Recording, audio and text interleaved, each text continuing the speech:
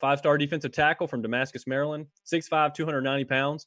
A lot of people have talked about this guy and his versatility. He can play defensive tackle, he can play defensive end. I'm not really sure which one he's going to end up at Clemson. I personally think that he's going to benefit the team more if he plays defensive tackle. But maybe he'll end up like Christian Wilkins and play a little of both. I would imagine you'll see him at both.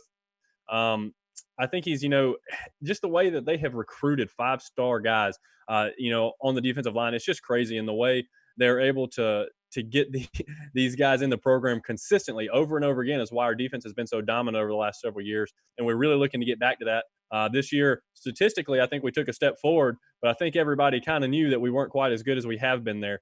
So I'm glad we kind of get these kind of players back in so that we can kind of get back to the Power Rangers, maybe 2.0, something like that. He's a little bit different player than Christian Wilkins is. He's a similar talent. Like I said, it was just the versatility between tackle and end. He's got a really explosive first move. He's got strong hands, very violent hands. He's a big guy who we talk about just should not be able to move the way he moves. Low-level competition, so it's kind of tough to see some of this stuff. You want to see him play against the best of the best, and when he goes to the camps, he dominates them as well. So I don't really care about the low-level competition in this film.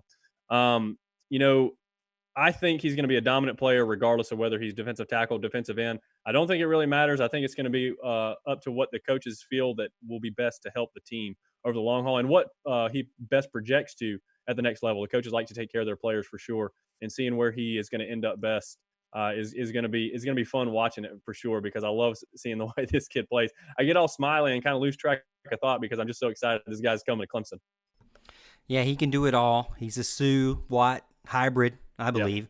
He can stop the run, and he can get after you in the pass. He's just dominant. I mean, you're watching film of him right now just destroying people. He likes to put offensive linemen on the ground, and he likes to body slam running backs and quarterbacks. Kind of got that motor, that aggressiveness, like Ben Bulware type, but he's huge, 6'5", 290, perfect for a defensive tackle.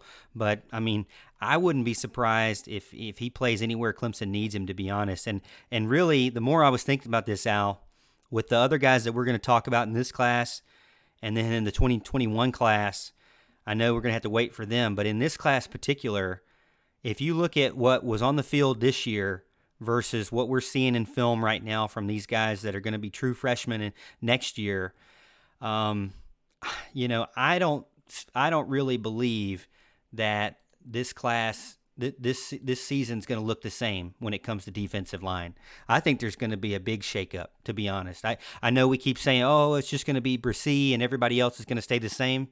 I don't know, man. I think these guys are going to come in and challenge them quick and early and often, and I look forward to it. I mean, you're only going to get better if you have competition like that. And nobody's guaranteed a starting spot just because they were the starter in 2019. So we will see, but I mean, you're not going to be able to keep this guy off the field.